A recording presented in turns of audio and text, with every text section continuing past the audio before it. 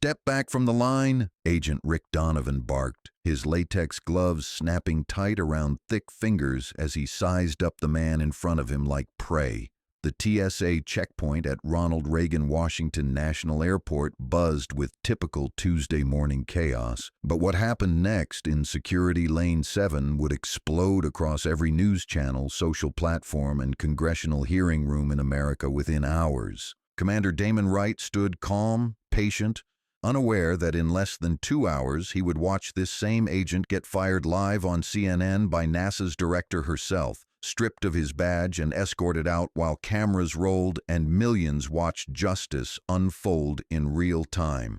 This wasn't just another airport incident. This was a collision between unchecked authority and earned respect, between assumptions and achievements, between a man who thought a badge made him untouchable and a hero who had literally touched the stars. Before we dive into what happened at 9:47 a.m. on September 15th in Terminal B, if you want the complete breakdown of bias, courage, and a moment that changed airport security forever, smash that like button, subscribe for more stories of justice served, and drop a comment telling us where you're watching from. What would you have done in Damon's position? Let's get into it. The morning had started like any other for Commander Damon Wright. Simple black polo shirt, dark jeans, white sneakers, a NASA duffel bag slung over his shoulder containing mission reports from his recent 6-month stint aboard the International Space Station. He wasn't trying to blend in or stand out. He was just trying to get home to Houston to see his daughter's science fair presentation after being in space for 184 days. At 34, Damon had logged more space hours than most astronauts see in entire careers. MIT graduate, test pilot, mission specialist, and one of only 12 black astronauts currently active in NASA's program. But none of that mattered to Agent Rick Donovan, 41, from rural Virginia, who saw a young black man in casual clothes and decided to make it his business. The metal detector beeped softly as Damon walked through. Standard procedure. It happens. His belt buckle, maybe his watch. Nothing unusual. But instead of a quick secondary scan, Donovan stepped forward with the intensity of someone who had been waiting for this moment. "Over here," Donovan said, pointing toward the enhanced screening area. "Full pat-down." Damon raised an eyebrow but complied. He'd dealt with this before, not often, but enough to know the drill. Stay calm, stay respectful, get through it, get home. "Arms out," Donovan commanded, already moving his hands toward Damon's shoulders with more force than necessary. Susan Palmer, 43, a teacher from Maryland traveling to a conference, stopped rolling her carry-on and watched. Something felt wrong. The agent's approach was aggressive, theatrical, like he was putting on a show. "Is this normal?" she whispered to Robert Hayes, 52, a businessman standing nearby. Robert shook his head, pulling out his phone discreetly. "Not like this." Donovan's hands moved across Damon's arms, chest, and back with deliberate slowness, pressing harder than standard protocol required. Other passengers began to notice. The screening was taking too long, too invasive, too public. "Sir, I need you to spread your legs wider," Donovan announced loudly, drawing even more attention. Damon complied, his jaw tightening slightly, but his voice remained steady. "Is there something specific you're looking for? I'll ask the questions," Donovan snapped back, his hands now moving down Damon's legs with excessive pressure, running up and down the same areas multiple times. Agent Lisa Bradford, 29, a newer TSA employee working the adjacent lane, glanced over with concern. This wasn't standard procedure. This was harassment disguised as security. "Agent Donovan," she called quietly, "you need assistance?" "I got this," he replied without looking up, continuing his prolonged search. Meanwhile, Carlos Mendez, 38, another TSA agent on duty, noticed the growing crowd of passengers stopping to watch. Phone cameras were starting to come out. This was becoming a situation. Susan Palmer had seen enough. She raised her phone and hit record, whispering into the camera, "This is not normal screening. This agent is targeting this passenger." Robert Hayes followed suit, filming from a different angle. "This is excessive," he muttered. Donovan seemed to feed off the attention, his movements becoming even more theatrical. He ran his hands up Damon's inner thighs repeatedly, far beyond any reasonable security measure. "This is taking too long," someone in line complained. "That's not right," another voice added. But Donovan continued, now requiring Damon to lift his arms again, remove his shoes again, empty his pockets again, all procedures that had already been completed. Damon's training kicked in. Years of military discipline, astronaut composure under pressure, staying calm in situations where panic could mean death.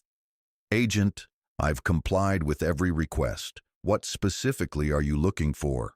"Don't question my procedure," Donovan shot back, loud enough for everyone to hear. That's when Kevin Mitchell, 31, a black security contractor who had been watching from across the checkpoint, stepped closer. He knew what he was seeing. He'd lived it himself. "This ain't right," he said quietly to Agent Bradford. "That's not standard screening." Bradford nodded, her discomfort growing. "I know, but he's senior agent on this shift." "Senior or not, that's harassment," Kevin replied, pulling out his own phone. The crowd was getting restless. More phones came up. The hashtag #TSA targeting would start trending within the hour. Susan Palmer uploaded her first clip to Twitter with the caption, "TSA agent excessively patting down black passenger at Reagan Airport. This is not normal security procedure." Robert Hayes posted to Facebook, "Witnessing what appears to be discriminatory treatment at airport security. This passenger has been nothing but compliant." Views climbed quickly, comments poured in, shares multiplied. But Donovan was far from finished. He ordered Damon to face the wall, spread his arms wider, submit to yet another full body scan even though he'd already cleared the metal detector and the millimeter wave scanner. "Sir," Damon said, his patience wearing thin but his voice still controlled, "I've been screened multiple times. What's the additional concern?" "The concern is I decide when you're cleared," Donovan replied, his authority inflating with each word. That's when Agent Bradford made a decision that would later save her career. She quietly radioed her supervisor. "Janelle, we need you at lane 7. Agent Donovan's conducting an extended screening that's drawing attention." Janelle Robinson, 44, TSA supervisory agent and a 15-year veteran, was in the back office reviewing reports when the call came in. She knew Donovan's reputation. Complaints had been filed before, but nothing had stuck. Upper management liked his thorough approach. She walked out to the checkpoint and immediately saw the problem. A crowd of passengers filming, an agent clearly overstepping bounds, and a passenger who was handling the situation with more grace than she'd seen in years. "What's the status here?" she asked, approaching the screening area. "Routine enhanced screening," Donovan replied, not pausing his excessive pat-down. Janelle watched for 30 seconds and knew this was anything but routine. "Agent Donovan, step back. I'll take over." "I'm not finished," he protested. "Yes, you are," she said firmly. But Donovan wasn't backing down. Not in front of all these cameras, not when he felt his authority being challenged. "This passenger was flagged for additional screening," he announced loudly, lying with the confidence of someone who'd never been held accountable. Damon turned around slowly, facing Donovan directly. "Flagged for what? Specifically?" Donovan fumbled. "Random selection." "Random selection doesn't require a 20-minute pat-down," Damon replied calmly. The crowd murmured agreement. Phones kept recording. Susan Palmer's video had already hit 50,000 views. The comments were exploding. "This is disgusting." "Sue them." "Where's the supervisor?" "This is racial profiling, period." Jake Morrison, 36, a reporter for Washington Post who happened to be catching a flight, noticed the commotion and approached with his press credentials visible. "Excuse me, I'm with the Washington Post. Can someone explain what's happening here?" Donovan's eyes widened. Media attention was the last thing he wanted, but instead of backing down, he doubled down. "Sir, you need to step back. This is a security matter." "This is a public matter," Jake replied, his own phone now recording. Janelle Robinson knew this situation was spiraling out of control. Protocol demanded she end the screening immediately, but Donovan seemed determined to push it further. "Agent Donovan, release this passenger now," she ordered. "Not until I'm satisfied with the screening," he replied stubbornly. That's when Damon made a decision that would change everything. He reached into his wallet and pulled out his NASA identification card. "Perhaps this will help," he said calmly. holding up the official badge showing his rank as mission specialist and commander. The checkpoint went silent. Donovan stared at the ID like it might bite him. His face flushed red, but instead of apologizing, instead of stepping back, instead of showing an ounce of humility, he made the worst possible choice. "I don't care what this says," he announced. "You're not cleared until I say you're cleared." The gasps from watching passengers were audible. Someone whispered, "He's a NASA commander?" Susan Palmer immediately updated her social media. TSA agent refusing to end excessive pat-down even after passenger showed NASA credentials. "This is insane." Jake Morrison stepped closer, his journalistic instincts fully activated. "Commander, can you state your name for the record?" "Commander Damon Wright, NASA mission specialist, just returned from 6 months aboard the International Space Station," Damon replied clearly. The crowd erupted in whispers. "He's an astronaut? This is unbelievable. That agent's done." But Donovan wasn't finished making the worst day of his career even worse.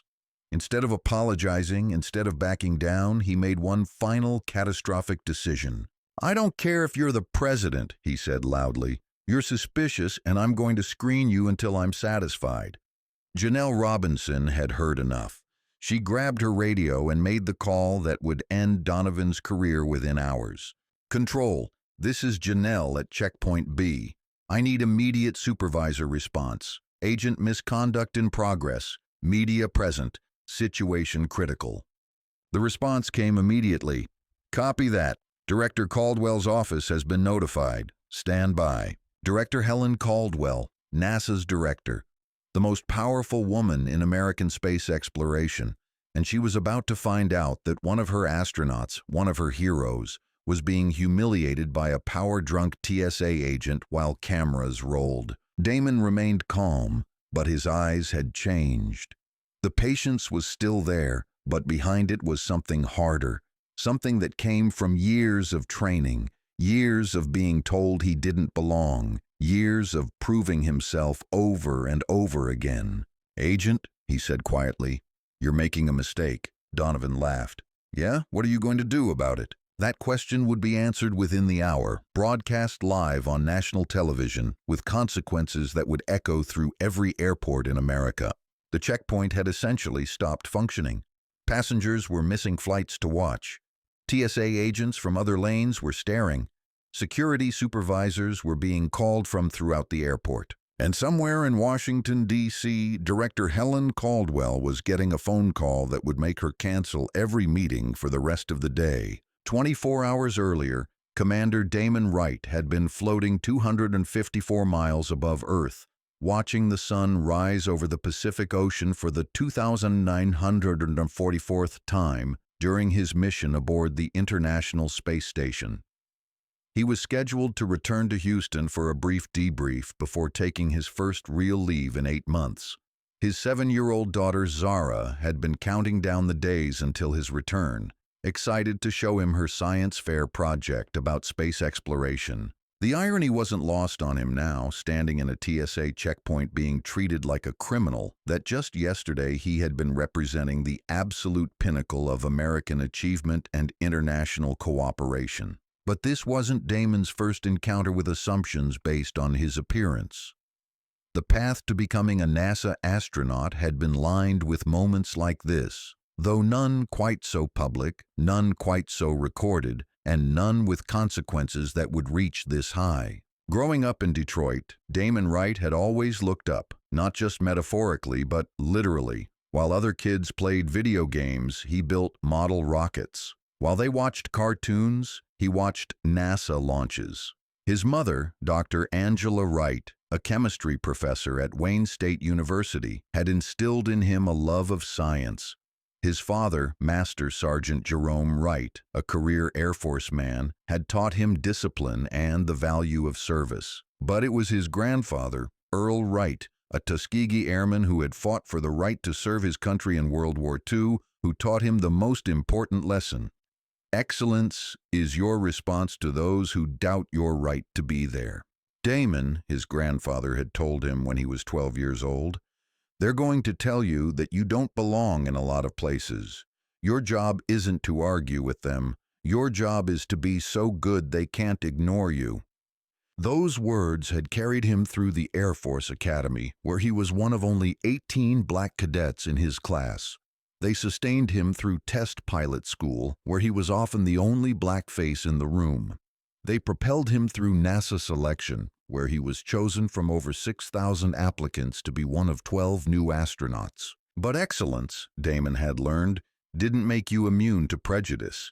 It just made the prejudice more costly for everyone involved. His first encounter with discrimination in his NASA career had come during his rookie year at a conference in Alabama. He'd been wearing casual clothes, returning from a morning run, when a security guard at the hotel stopped him in the lobby. "Excuse me, son," the guard had said. "This is a private conference. You'll need to show ID." Damon had complied, showing his NASA badge and conference credentials. The guard looked embarrassed but didn't apologize. 30 minutes later, Damon watched 3 white attendees walk through the same lobby, dressed similarly, without being stopped. He'd mentioned it to his commander, Captain Sarah Mitchell, who had been supportive but realistic. "Damon, I wish I could tell you it gets easier," she'd said. "But the higher you climb, the more scrutiny you face. Some people will never see past their assumptions.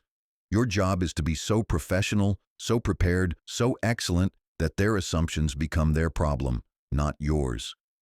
That philosophy had served him well through his career. When controllers questioned his decisions, he responded with data. When colleagues doubted his technical knowledge, he demonstrated competence.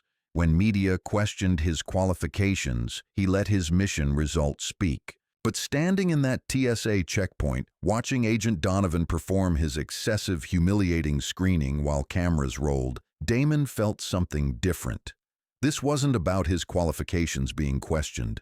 This was about his humanity being denied. Rick Donovan's story was different, shaped by resentment and a sense of lost authority that had been building for years. At 41, Donovan had been with TSA for 9 years, since 2016, when the job market in his small Virginia town had dried up after the textile plant closed. The work provided steady income and, more importantly, authority. After years of feeling overlooked and undervalued, the TSA badge gave him power over people who, in his mind, had always looked down on him. Donovan had grown up in Martinsville, Virginia, in a family that had worked in manufacturing for 3 generations. His father, his grandfather, and his great-grandfather had all worked with their hands, building things, making things, contributing to American industry in ways that felt solid and meaningful. But those jobs were gone now, moved overseas, or eliminated by automation. What remained for people like Donovan were service jobs that felt less dignified, less important. The TSA position was different. It came with federal authority, with respect, with the power to make decisions that affected other people's lives. Over his 9 years, Donovan had developed a reputation for being thorough. Supervisors appreciated his attention to detail. Colleagues respected his unwillingness to cut corners. But passengers complained about his aggressive approach, his tendency to single out certain travelers for extra attention, his apparent enjoyment of the power he wielded. The complaints followed patterns that were hard to ignore. Young black men were disproportionately selected for Donovan's enhanced screenings. Professional women traveling alone often found themselves subjected to unnecessarily invasive searches. Muslim passengers could expect delays and additional scrutiny when Donovan was on duty, but the complaints never stuck. Donovan was careful to stay within the technical bounds of TSA procedure. He documented his actions. He followed protocols even if he applied them selectively and excessively. His supervisors, focused on security metrics and avoiding incidents, were content to let his thorough approach continue. Better safe than sorry, they reasoned. Better to deal with a few passenger complaints than risk a security breach. What they didn't understand was that Donovan's approach wasn't making anyone safer. It was making him feel powerful. And on September 15th, when he saw Commander Damon Wright walk through his checkpoint, Donovan saw an opportunity to exercise that power on someone who looked successful, confident, unintimidated, someone who needed to be reminded of who was in charge. He had no idea he was about to humiliate a genuine American hero in front of cameras that would broadcast his misconduct to millions of viewers. Meanwhile, Director Helen Caldwell was in her office at NASA headquarters in Washington, D.C., preparing for a budget meeting with congressional leaders when her phone rang. At 52, Helen Caldwell had spent her entire career breaking barriers. First woman to lead a Mars mission design team. First woman to serve as Deputy Administrator of NASA. And now, as the second woman ever to serve as NASA Administrator, she carried the responsibility of representing not just American space exploration, but the values and dignity of everyone who served under the NASA banner. She had known Damon Wright since his selection as an astronaut candidate 7 years earlier. She had watched him excel in training, demonstrate extraordinary competence during his first mission, and serve with distinction aboard the International Space Station. She had personally approved his assignment as mission commander for the upcoming Artemis lunar mission, making him one of the youngest commanders in NASA history. When her assistant knocked on her door with an urgent call from TSA supervision, she expected routine coordination about astronaut travel protocols. Director Caldwell, this is Supervisor Janet Morris from TSA at Reagan National. We have a situation involving one of your astronauts. Helen's blood pressure spiked immediately. Astronauts were precious resources, trained at enormous expense, irreplaceable for years if injured or compromised. What kind of situation? Is he injured? No, ma'am, not injured. But there's an incident at security involving Commander Damon Wright. It's being filmed by passengers and may become a media situation. Helen closed her eyes. In the current political climate, any incident involving NASA personnel could become a congressional issue, a budget issue, a public relations nightmare. What happened? One of our agents conducted an extended screening that appears excessive. The commander remained professional throughout, but passengers are upset and posting videos online. Helen opened her laptop and quickly searched social media. The videos were already spreading. Susan Palmer's Twitter post, 1.2 million views. Robert Hayes' Facebook video, 800,000 views. Why? TSA targeting, trending nationwide. But it was Jake Morrison's tweet that made her heart sink. TSA agent continues excessive pat-down of NASA astronaut even after seeing credentials. Agent stated he doesn't care if passenger is the president.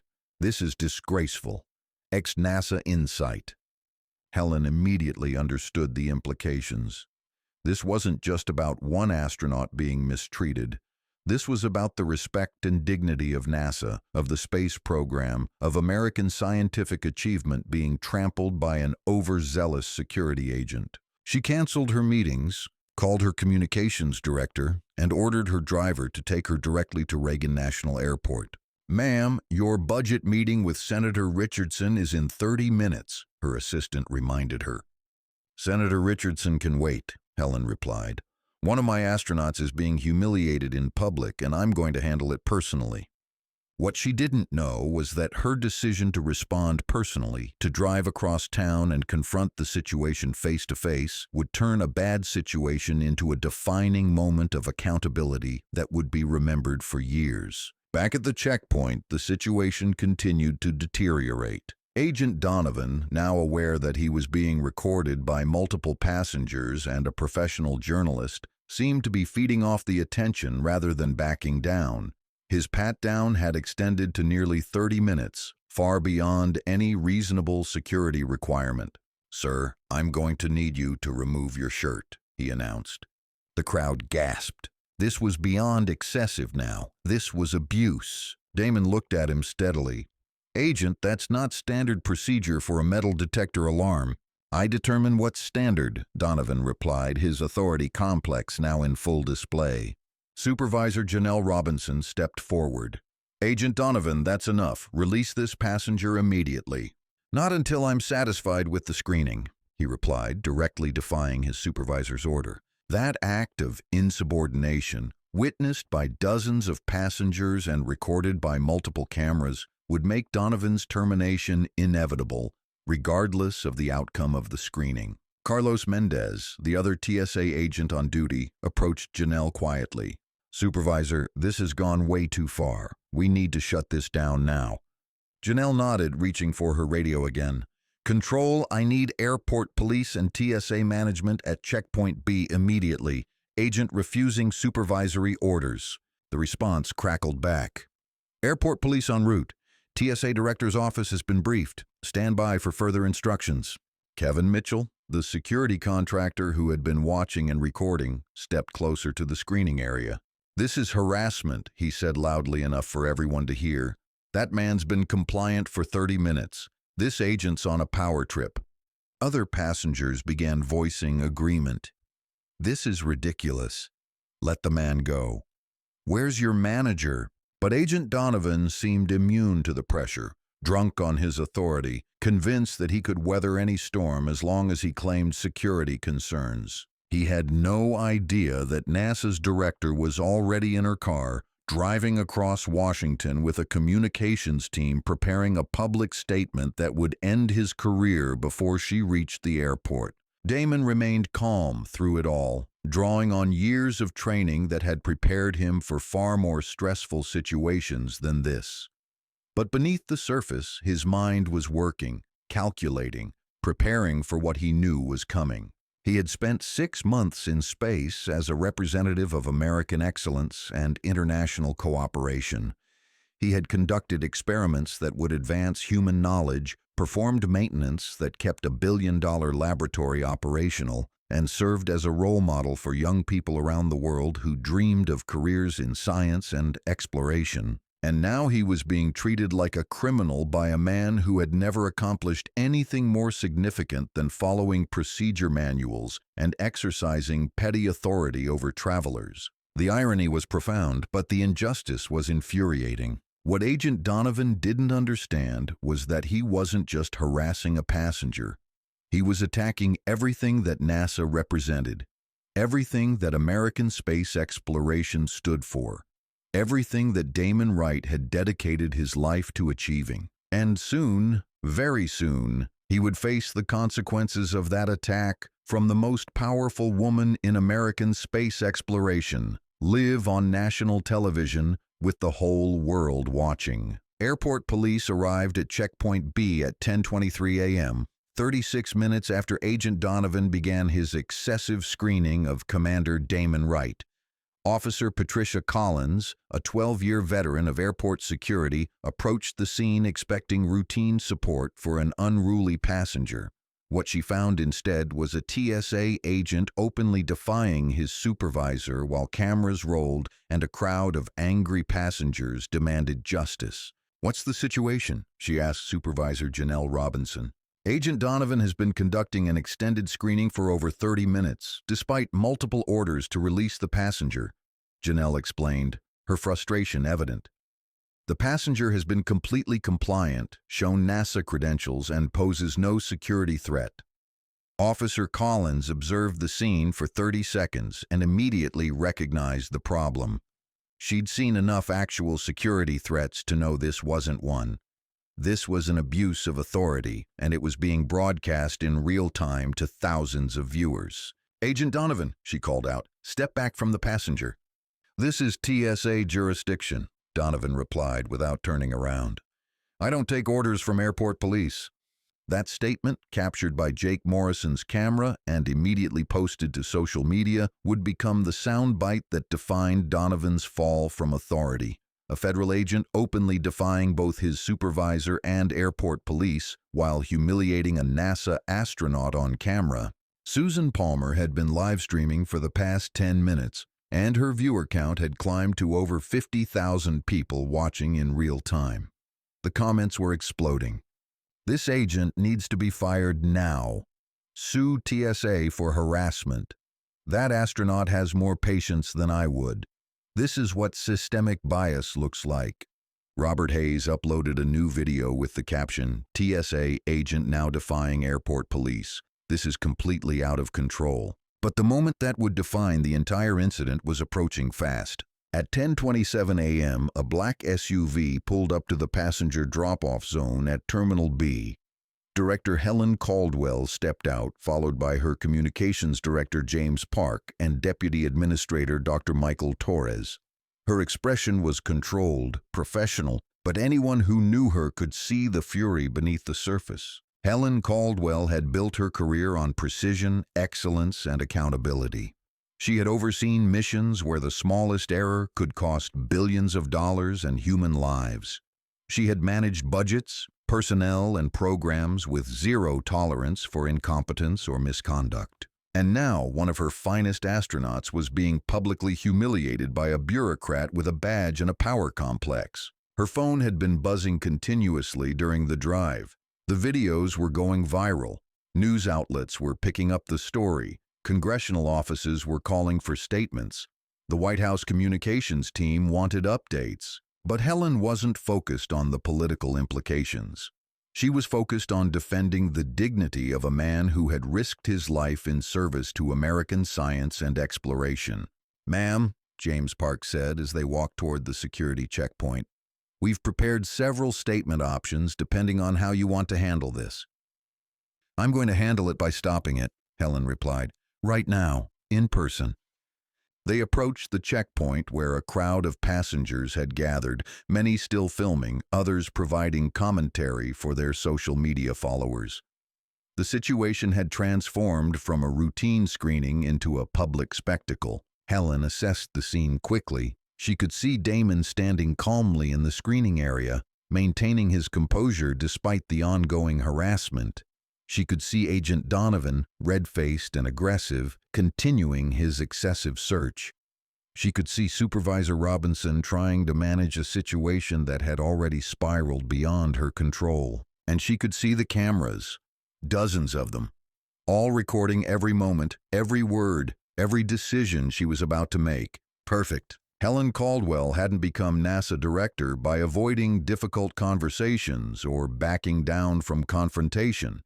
She had earned her position by demonstrating leadership when it mattered most. "Excuse me," she called out as she approached the screening area. "I'm Director Helen Caldwell, NASA Administrator. I need to speak with whoever's in charge here." The checkpoint went silent. Passengers stopped talking. TSA agents stopped moving. Even Agent Donovan paused his screening to look up. Supervisor Janelle Robinson stepped forward immediately. "Director Caldwell, I'm Supervisor Robinson. We've been trying to resolve this situation." "How long has this screening been ongoing?" Helen asked, her voice carrying the authority of someone accustomed to commanding respect in the highest levels of government.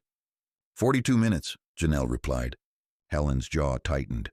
42 minutes? She looked directly at Agent Donovan, who was still standing over Damon, his hands frozen in mid-pat down. "Agent, step away from my astronaut, immediately." Donovan's face flushed deeper red. "Ma'am, this is a federal security checkpoint. I have authority here." The crowd shifted, sensing the confrontation escalating. Phones raised higher, live streams focused tighter.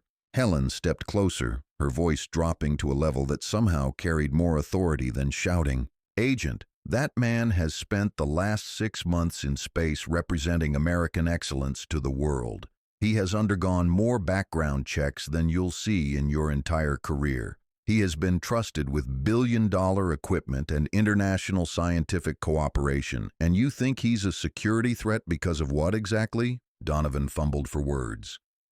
The screening indicated what?" Helen pressed. "That he set off a metal detector? That happens to every passenger multiple times per day. What indicated a need for a 42-minute pat-down?" Silence. Jake Morrison stepped closer, his press credentials visible, camera rolling.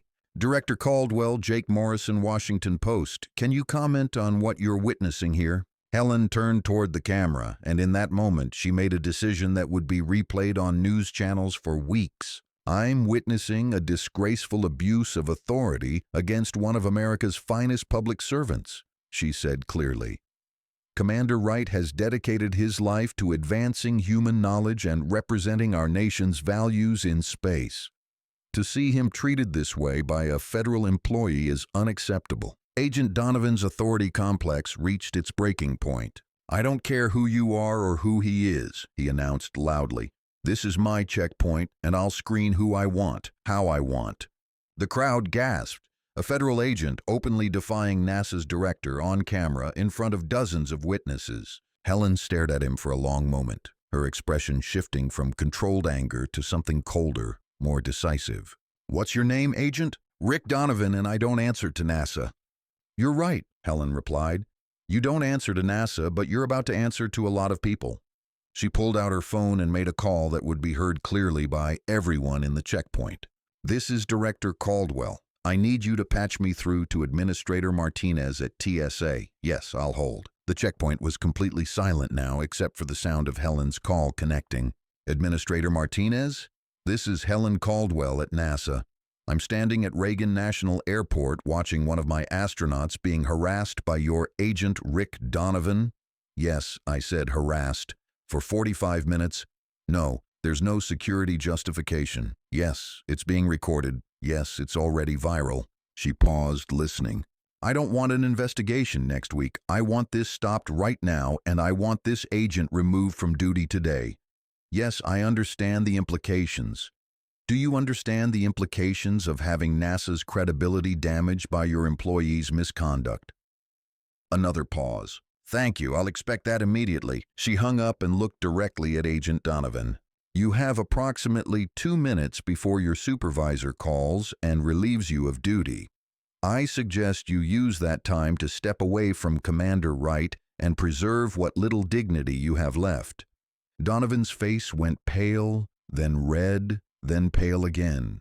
He looked around the checkpoint, suddenly aware of all the cameras, all the witnesses, all the evidence being recorded of his misconduct. But instead of backing down gracefully, instead of apologizing, instead of showing any recognition of what he had done, Rick Donovan made one final catastrophic error in judgment. "You can't just call my boss and get me fired," he said loudly. "I have rights. I have procedures. I'm following protocol." Helen's expression didn't change, but her voice carried a finality that silenced the entire terminal area. "Agent Donovan, you stopped following protocol the moment you turned a routine screening into a public humiliation. You stopped representing security the moment you ignored your supervisor's orders. And you stopped deserving your badge the moment you decided your personal authority was more important than treating people with dignity." She turned to Commander Wright, who had remained calm and professional throughout the entire ordeal. "Commander Wright, on behalf of NASA and the American people, I apologize for this inexcusable treatment. You represent the best of our nation, and you deserve better." Damon nodded respectfully. "Thank you, Director. I appreciate your response." Then Helen turned back to Agent Donovan, her voice carrying the weight of absolute authority. "Your badge, Agent, now." Donovan stared at her in disbelief. "You can't take my badge. You don't have authority over TSA personnel." "You're right," Helen replied calmly. "I can't take your badge, but watch this." Her phone rang. She answered on speaker so everyone could hear. "Director Caldwell, this is Administrator Martinez. I've reviewed the situation with my airport supervisor. Agent Donovan is relieved of duty, effective immediately. His credentials are being suspended pending investigation." The checkpoint erupted in applause from passengers who had been watching the drama unfold for nearly an hour. Phones captured every moment as Donovan's authority crumbled in real time. Supervisor Janelle Robinson stepped forward with visible relief. "Agent Donovan, please surrender your badge and escort credentials. You're suspended pending internal review." Donovan looked around desperately, as if searching for support, for backup, for anyone who might validate his actions. But he found only cameras, witnesses, and the consequences of his own choices. "This is ridiculous," he muttered, but his voice had lost all its authority. "I was just doing my job." "No," Helen replied firmly. "Your job is to keep people safe while treating them with dignity. Commander Wright posed no threat to anyone except your ego." Jake Morrison stepped closer with his camera. "Agent Donovan, do you have any comment on your treatment of Commander Wright?" Donovan's face flushed again. "No comment. This is all blown out of proportion." But it was too late for damage control. The videos were spreading across every social media platform. Susan Palmer's live stream had peaked at 180,000 concurrent viewers. Robert Hayes' Facebook video had been shared over 50,000 times. Jake Morrison's professional footage was being picked up by news outlets nationwide. TSA abuse was trending alongside NASA dignity. Officer Patricia Collins approached Donovan with professional courtesy but obvious disapproval. "Sir, I need you to surrender your badge and escort credentials, then accompany me for processing." Donovan slowly removed his TSA badge, the symbol of authority he had abused for the past hour, and handed it to Supervisor Robinson. His federal credentials followed. "This isn't over," he mumbled. "Yes, it is," Helen replied. "It's been over since you decided treating people with respect was optional." As Donovan was escorted away by airport police, the crowd of passengers began to disperse, many still filming, others approaching Commander Wright to express support and ask for photos. But the most powerful moment was yet to come. Helen Caldwell looked directly into Jake Morrison's camera, knowing that her words would be broadcast to millions of viewers, knowing that this moment would define not just this incident, but her leadership as NASA director. "What happened here today cannot be tolerated," she said clearly. "Commander Wright represents the finest values of American science and exploration. He has served our nation with distinction in one of the most demanding and dangerous professions in the world. To see him treated with such disrespect by a federal employee is unacceptable." She paused, choosing her words carefully. "But what's more important than this single incident is what it represents. Every day, professional men and women of all backgrounds serve their communities with excellence and dignity. They shouldn't have to worry about being judged by their appearance, their clothing, or assumptions about who they are or where they belong." The checkpoint was silent except for the soft clicking of phone cameras capturing every word. NASA's mission is to push the boundaries of human knowledge and capability. We can't do that if we allow prejudice and abuse of authority to go unchallenged. Today, we challenged it. Tomorrow, we'll make sure it doesn't happen again. The crowd erupted in sustained applause, not just from the passengers who had witnessed the incident, but from TSA employees, airport staff, and travelers throughout the terminal who had gathered to watch the confrontation unfold. Commander Wright approached Helen with the same calm professionalism he had maintained throughout the entire ordeal. "Director, thank you for your response. This didn't just defend me personally, it defended what we all represent." Helen shook his hand firmly. "Commander, you handled this situation with more grace than I would have managed. You made NASA proud today. Just following the training you provided," Damon replied with a slight smile. "Stay calm under pressure, represent the mission, trust that the right people will stand up when it matters." Around them, passengers continued filming, posting, sharing the resolution of an incident that had started as routine harassment and ended as a masterclass in accountability and leadership. Susan Palmer approached with her phone still recording. "Director Caldwell, I've been live streaming this entire incident. My viewers want to know how you found out about it so quickly and decided to respond personally." Helen considered the question carefully. When one of our astronauts is being mistreated, word travels fast. But more importantly, leadership isn't about managing from behind a desk. It's about showing up when your people need you most. Robert Hayes added his own question. "What consequences will Agent Donovan face?" "That's up to TSA to determine through their internal processes," Helen replied diplomatically. "But I can tell you that NASA will be reviewing our coordination with airport security to ensure this doesn't happen to any of our personnel again." What she didn't say publicly was that her legal team was already preparing a formal complaint, that congressional representatives were demanding hearings, and that TSA would be implementing new training protocols within weeks. Jake Morrison, still recording professionally, asked the question that would become the headline. "Director, you essentially fired a federal agent live on camera. Are you concerned about the precedent this sets?" Helen looked directly into his camera, her expression resolute. "I didn't fire anyone. TSA leadership made that decision based on clear evidence of misconduct. What I did was refuse to let one of America's finest public servants be humiliated without consequences. If that sets a precedent for defending dignity and accountability, then I'm proud of that precedent. The interview would be replayed on every major news network within hours. Helen's direct, uncompromising response would be praised by civil rights organizations, aerospace professionals, and political leaders across the spectrum. But the most important response came from the passengers who had witnessed the incident firsthand. Kevin Mitchell, the security contractor who had been recording from the beginning, approached Commander Wright as the crowd began to thin.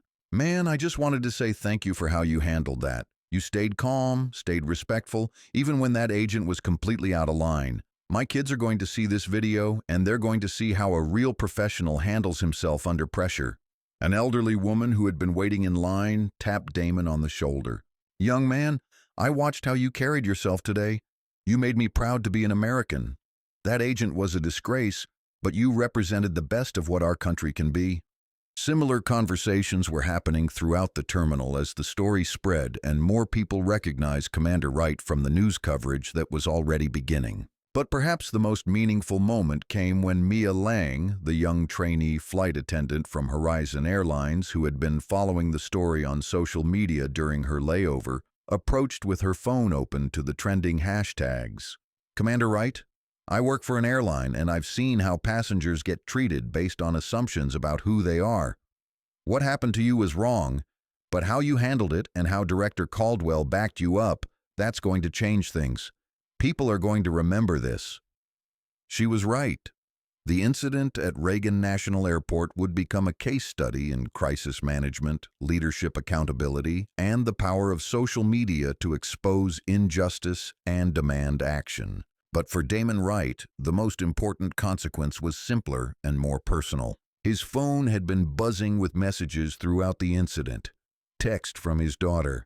"Daddy, are you okay? I saw the videos. You were so brave." Text from his mother. "Saw the news? Proud of how you handled yourself? That's my boy." Text from his grandfather, the Tuskegee airman who had taught him about excellence as a response to doubt. "You did good, son. You showed them who you are without losing who you are." As Commander Wright finally cleared security, more than an hour after he had first approached the checkpoint, he carried with him not just his NASA credentials and his luggage, but the knowledge that sometimes standing up for dignity requires not just personal courage, but institutional support. Director Caldwell had provided that support in the most public, uncompromising way possible. And in doing so, she had sent a message that would resonate far beyond one airport, one incident, one day. The message was simple. Excellence deserves respect. Dignity isn't negotiable, and accountability applies to everyone, regardless of their badge or their authority. Agent Rick Donovan would learn that lesson the hard way, in front of millions of viewers, with consequences that would follow him for the rest of his career. But Commander Damon Wright would carry a different lesson.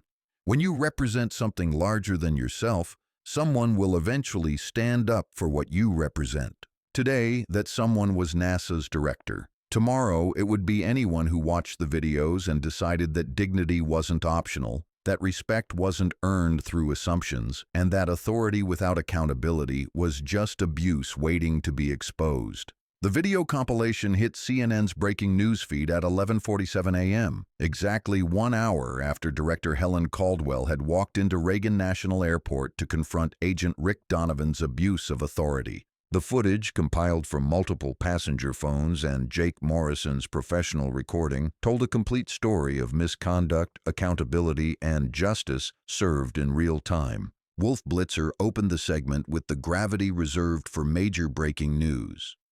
We're following a developing story from Reagan National Airport where NASA's director personally intervened to stop what she called disgraceful abuse of authority against one of the agency's astronauts. The confrontation was captured on multiple cameras and has already been viewed millions of times across social media platforms. The package that followed showed the entire incident from multiple angles. Agent Donovan's excessive pat-down, Commander Wright's professional composure, the growing crowd of concerned passengers, and Director Caldwell's decisive intervention that resulted in Donovan's immediate suspension. But it was the final shot that made the story viral beyond just news coverage. As Donovan was escorted away by airport police, his badge and credentials confiscated, the camera caught him looking back at Commander Wright with an expression of disbelief and resentment. The contrast was stark. A disgraced former federal agent being led away and a NASA astronaut maintaining his dignity despite an hour of harassment. The story exploded across social media platforms with unprecedented speed. Twitter, TSA abuse had 2.3 million mentions in the first hour. Facebook, Robert Hayes' original video reached 5.2 million views. Instagram, Susan Palmer's live stream clips were shared by celebrities, athletes, and politicians. TikTok, young creators were making response videos, some reaching millions of views. YouTube, Jake Morrison's professional footage became the definitive record of the incident. But the real impact was happening behind the scenes in offices and conference rooms across Washington. At TSA headquarters, Administrator Martinez was fielding calls from congressional offices, civil rights organizations, and media outlets demanding immediate action. The agency's Internal Affairs Division had already opened an investigation, but the public pressure was demanding more than bureaucratic process. "Sir," his communications director reported, "we've got senators from both parties calling for hearings. The NAACP is demanding a review of all airport screening procedures. The American Civil Liberties Union is talking about a federal lawsuit, and the White House press secretary is getting questions about the administration's response." Martinez rubbed his temples. In his 15 years with TSA, he'd never seen a single incident generate this level of scrutiny. The videos were being analyzed by legal experts on cable news. Former TSA agents were being interviewed about screening procedures. Civil rights lawyers were explaining federal discrimination laws. "What's our liability exposure?" he asked. "Significant," his legal counsel replied. "Agent Donovan clearly exceeded standard procedure. He ignored supervisory orders. He continued the screening after seeing NASA credentials, and he did it all on camera, in front of witnesses, with racial undertones that are going to be very difficult to defend." Meanwhile, at NASA headquarters, Director Caldwell was managing the political implications of her direct intervention. Her decision to personally confront the situation had been praised by civil rights leaders and aerospace professionals, but some questioned whether she had overstepped her authority. "Helen," her deputy administrator warned, "some congressional Republicans are saying you exceeded your jurisdiction. They're calling it a publicity stunt." "Let them," Helen replied. "I defended one of my astronauts who was being publicly humiliated. If that's controversial, then we have bigger problems than politics." Her communications team was tracking the media response, and the numbers were unprecedented for a NASA story that didn't involve a rocket launch or space mission. Network television, all three major networks led their evening newscasts with the story cable news. CNN, Fox News, and MSNBC all ran hour-long specials analyzing the incident print media. The Washington Post, New York Times, and USA Today all made it front-page news international coverage. BBC, Sky News, and major outlets in dozens of countries covered the story. The international angle was particularly significant. Commander Wright had just returned from 6 months on the International Space Station, where he had worked alongside astronauts from Russia, Japan, and the European Space Agency. Videos of his harassment were being shared by space agencies worldwide, with many expressing support and dismay. The European Space Agency tweeted, "Commander Wright represents the best of international cooperation in space exploration. The treatment he received is unacceptable." The Russian Space Agency, despite ongoing political tensions, issued a statement. "We worked with Commander Wright aboard ISS. He is professional, skilled, and deserving of respect. This incident does not reflect the values of space exploration." But the most powerful response came from an unexpected source. At 2:17 p.m., Captain Sarah Mitchell, the first woman to command a Mars mission design team and Commander Wright's former supervisor, posted a video response that would become the definitive statement on the incident's broader significance. "I've known Damon Wright for 7 years," she said, speaking directly to the camera with the American flag and NASA logo visible behind her. I've watched him excel in training, demonstrate courage in dangerous situations, and represent our nation with distinction in space. He has been background checked by multiple federal agencies, trusted with classified information, and selected to command our next lunar mission. She paused, her expression serious but controlled.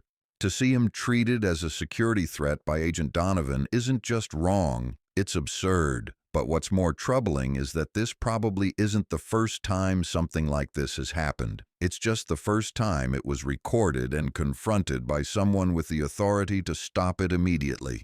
The video was shared by NASA's official accounts and picked up by major news outlets. Within hours, it had been viewed over 10 million times, making it one of the most watched NASA communications in history. The response from the aviation and space communities was swift and unified. The Association of Flight Attendants issued a statement supporting Commander Wright. The Airline Pilots Association condemned discriminatory screening practices. The International Association of Fire Chiefs, representing first responders who face similar scrutiny while traveling, called for TSA reform. But perhaps the most significant response came from other astronauts, active and retired, who began sharing their own experiences with discriminatory treatment during travel. Former astronaut Dr. Mae Jemison, the first black woman in space, tweeted, "I've been there. Different decade, same assumptions. Proud of how Commander Wright handled himself and grateful for NASA Insight's leadership." Active astronaut Captain Maria Rodriguez shared, "I've been asked to prove I'm really an astronaut multiple times during travel. It's exhausting having to justify your credentials because of how you look." Retired Air Force Colonel and former astronaut Robert Gibson posted, "In 30 years of travel as a pilot and astronaut, I was never subjected to the kind of screening Commander Wright endured. That's not a coincidence." The testimonials created a pattern that civil rights organizations and legal experts immediately recognized. This wasn't an isolated incident. It was evidence of systematic bias in how airport security treated travelers based on their appearance and assumptions about their background. The legal implications became clear when the American Civil Liberties Union announced it was considering a federal civil rights lawsuit against TSA, using the Wright incident as evidence of discriminatory enforcement of security procedures. "What we saw at Reagan National is the tip of the iceberg," ACLU attorney Jennifer Rodriguez explained to reporters. "Agent Donovan's conduct was so egregious because it was captured on video and involved a public figure. But similar incidents happen every day to ordinary travelers who don't have NASA's director available to intervene." Congressional response was swift and bipartisan. Senator Elizabeth Warren called for immediate hearings on TSA screening procedures. Senator Marco Rubio, despite political differences with the current administration, tweeted, "Commander Wright is an American hero who deserves better than this treatment. Agent Donovan's conduct was inexcusable." House Transportation Committee Chair Peter DeFazio announced plans for emergency hearings. TSA has a responsibility to keep air travel safe, but they also have a responsibility to treat all passengers with dignity and respect. This incident suggests they're failing at both. But the most unexpected response came from former President Barack Obama, who rarely commented on current events. His tweet was simple but powerful. "Commander Wright represents the best of American service and achievement. He deserved better. We all do." The tweet was retweeted over 500,000 times within 6 hours, adding presidential weight to the growing chorus of criticism directed at TSA's screening practices and culture. Behind the scenes, TSA was scrambling to contain the damage. Internal documents obtained by journalists revealed that Agent Donovan had been the subject of previous complaints, but none had resulted in disciplinary action. A former TSA supervisor, speaking anonymously, told reporters, "Donovan had a reputation for targeting certain passengers for extra screening. Management knew about it, but they valued his thoroughness and didn't want to deal with the complaints." The revelation that Donovan's misconduct was known but tolerated added another layer to the scandal. This wasn't just about one rogue agent. It was about an organizational culture that had allowed discriminatory behavior to continue unchecked. TSA Administrator Martinez found himself facing the biggest crisis of his tenure. By 4 p.m., he had announced a comprehensive review of screening procedures, mandatory bias training for all agents, and new oversight mechanisms to prevent future incidents. The conduct displayed by Agent Donovan does not represent TSA's values or procedures, he said in a hastily arranged press conference. We are taking immediate action to ensure this never happens again. But his words were overshadowed by the continuing viral spread of the incident videos and the growing call for systematic reform rather than individual accountability. The story had evolved from a single incident of misconduct to a national conversation about bias, authority, and accountability in federal agencies. Commander Wright had become more than a victim of harassment. He had become a symbol of dignity under pressure and the importance of institutional support when individuals face discrimination. Director Caldwell's intervention had transformed from crisis management to leadership demonstration. Her decisive action had shown that accountability didn't require lengthy investigations or bureaucratic processes when misconduct was clear and documented. And Agent Donovan had become a cautionary tale about the consequences of letting authority go unchecked, of allowing bias to guide professional decisions, and of underestimating the power of social media to expose and punish injustice. The afternoon news cycles were dominated by expert analysis, political commentary, and public reaction to an incident that had lasted less than 2 hours but would influence policy discussions for years to come. But for Commander Damon Wright, sitting in an airport lounge waiting for his delayed flight to Houston, the most important consequence was personal and immediate. His phone showed dozens of messages from colleagues, friends, and family, expressing support and pride in how he had handled an impossible situation. The message from his 7-year-old daughter was the one that mattered most. "Daddy, I saw you on TV. You were brave like a superhero. I can't wait to show you my science project about astronauts. I'm proud you're my dad." That message reminded him why excellence mattered, why dignity was worth defending, and why sometimes the most important battles happen not in space, but in everyday moments when ordinary people decide whether to stand up or stand by. Today, enough people had chosen to stand up. Tomorrow, the real work of change would begin. 6 months after Agent Rick Donovan was escorted from Reagan National Airport in disgrace, Commander Damon Wright stood at the podium in NASA's Johnson Space Center, addressing a crowd of 500 people who had gathered for the announcement of the Artemis III crew selection. He was about to be named Mission Commander for humanity's return to the lunar surface, the culmination of a career dedicated to pushing the boundaries of human exploration. But first, he wanted to talk about dignity. 6 months ago, I experienced something that millions of Americans face regularly but rarely see addressed publicly, he began, his voice carrying the same calm authority he had displayed during his airport ordeal. I was judged not by my qualifications, my character, or my service, but by assumptions about who I was and where I belonged. The audience, which included NASA leadership, congressional representatives, international space officials, and media from around the world, listened in complete silence. What happened that day at Reagan Airport wasn't about me personally. It was about the broader question of how we treat each other, especially when one person has authority over another.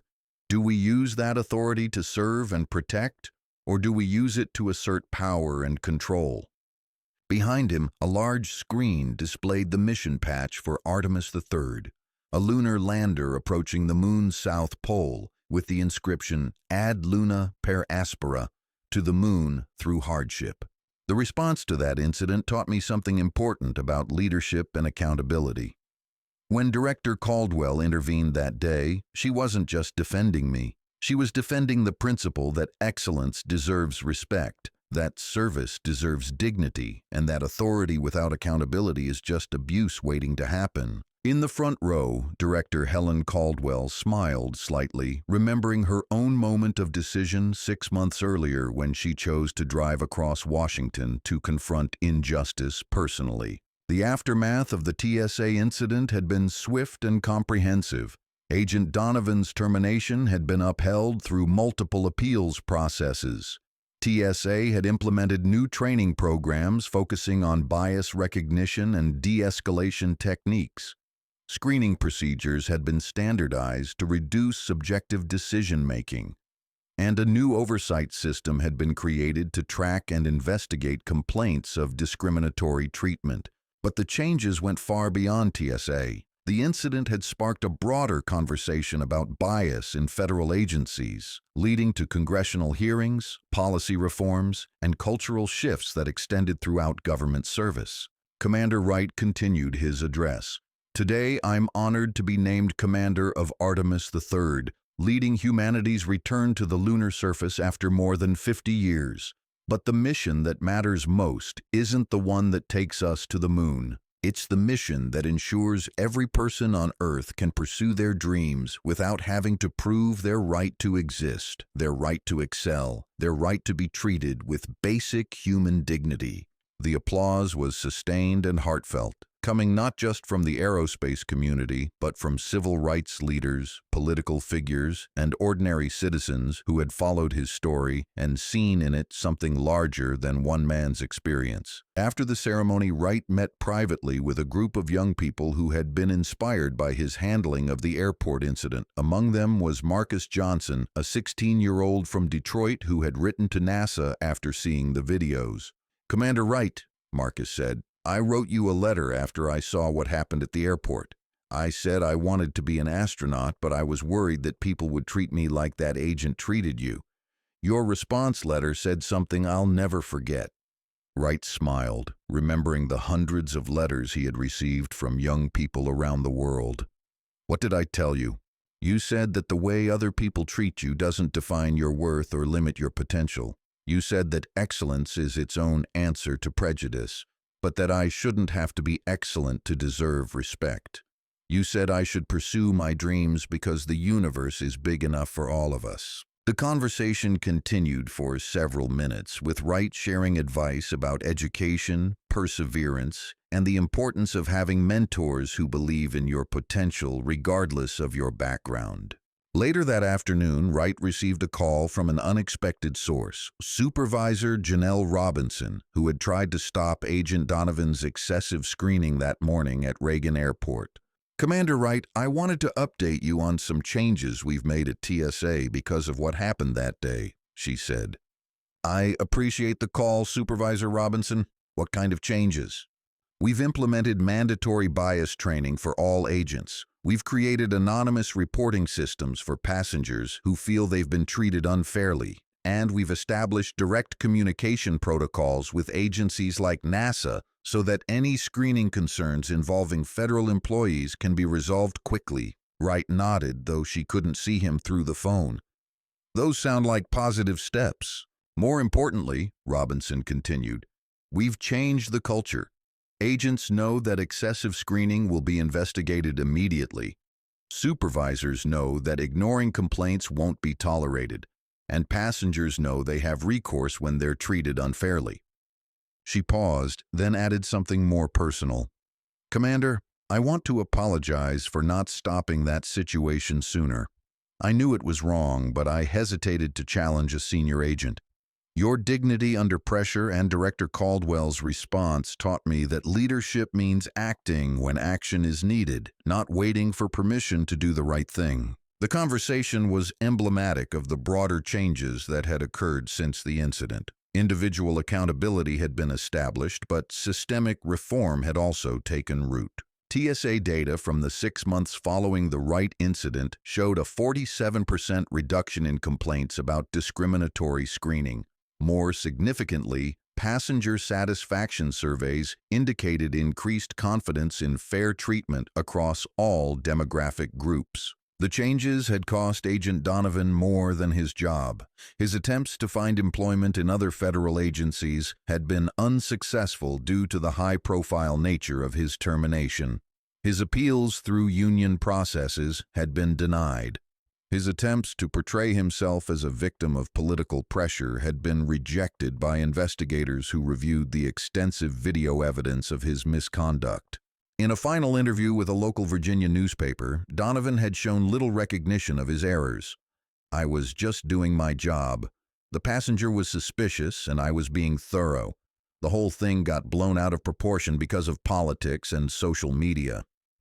The quote had generated new rounds of criticism, with many observers noting that Donovan still seemed to believe that his excessive discriminatory screening was justified by his personal suspicions rather than objective security concerns. Meanwhile, the other figures from that morning had seen their careers advance in different directions. Mia Lang, the young trainee flight attendant who had spoken up during the Horizon Airlines incident, had been promoted to regional training coordinator, focusing on bias prevention and passenger dignity protocols. Linda Walsh, the security officer who had hesitated but ultimately refused to support Donovan's excessive screening, had completed additional training and been assigned to TSA's new Oversight Division, investigating complaints of discriminatory treatment. Susan Palmer, the teacher whose live stream had first brought the incident to viral attention, had been invited to speak at conferences about the power of citizen journalism and the importance of documenting injustice.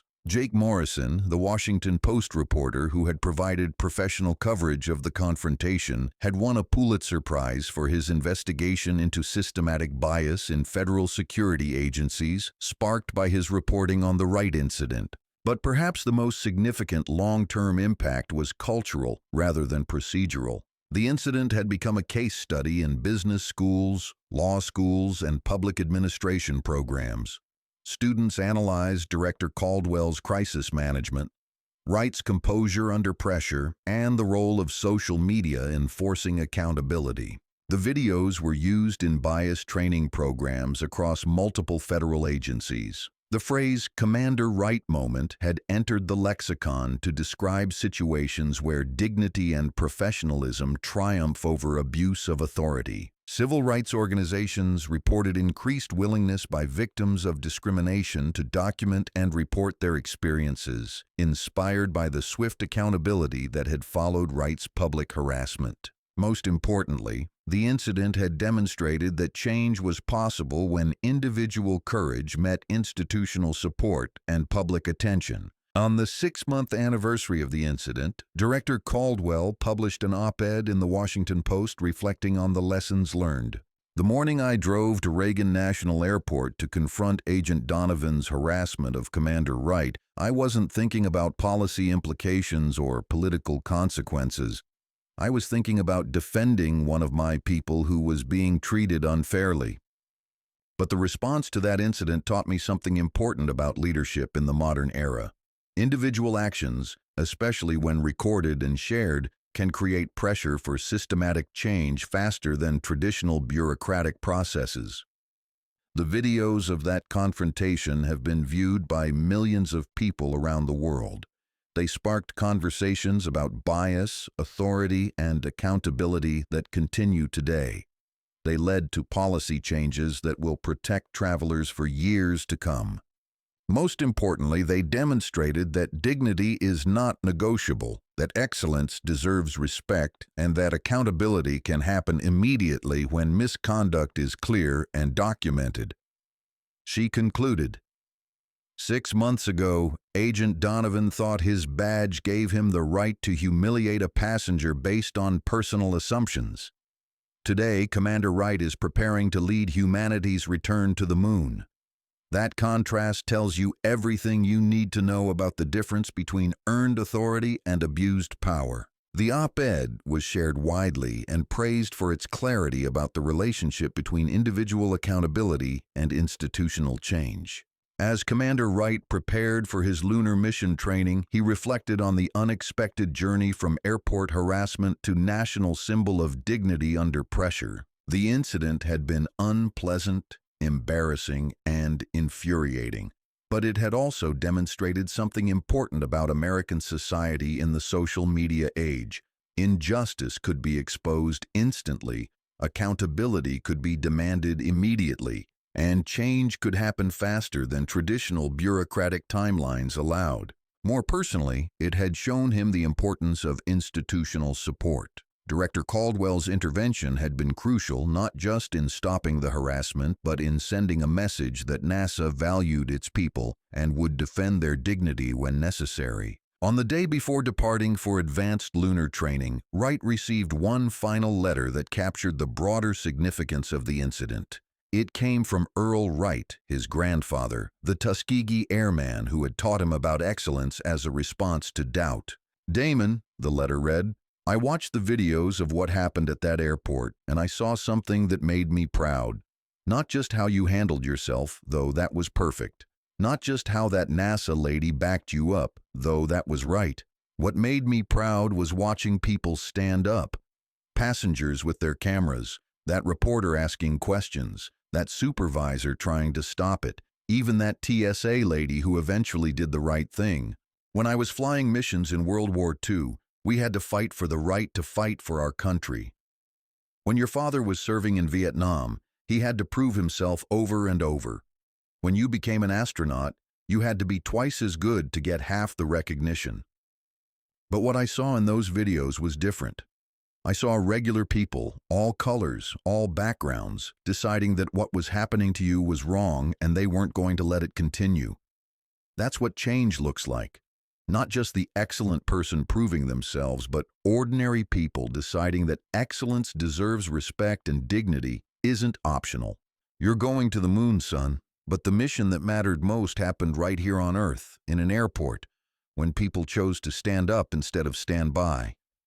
The letter would accompany Wright on his lunar mission, a reminder that the most important explorations sometimes happen not in space, but in everyday moments when people decide whether to defend dignity or look away. 6 months after his humiliation at the hands of Agent Donovan, Commander Damon Wright was preparing to plant an American flag on the lunar surface.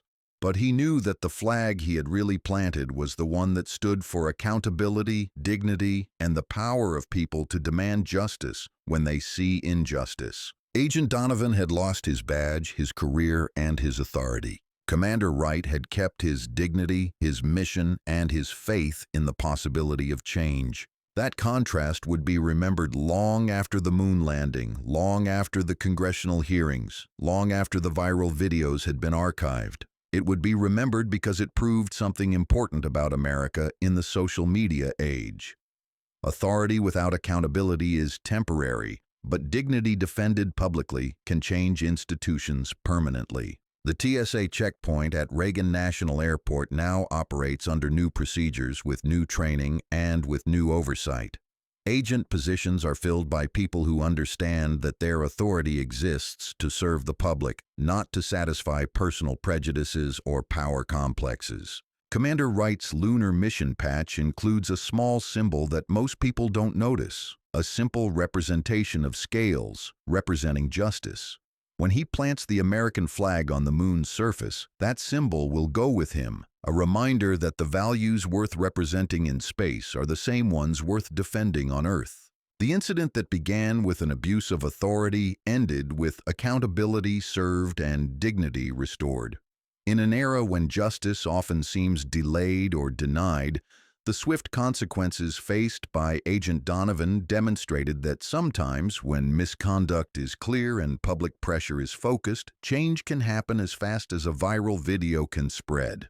For millions of travelers who will pass through TSA checkpoints in the years to come, that change means the difference between being treated as a potential threat or as a human being deserving of respect. For Commander Wright, it means carrying to the moon the knowledge that when excellence meets prejudice, excellence can win, especially when supported by people willing to stand up for what's right. And for everyone who watched the videos, shared the story, or demanded accountability, it means proof that individual actions can create institutional change when enough people decide that dignity isn't negotiable and justice isn't optional.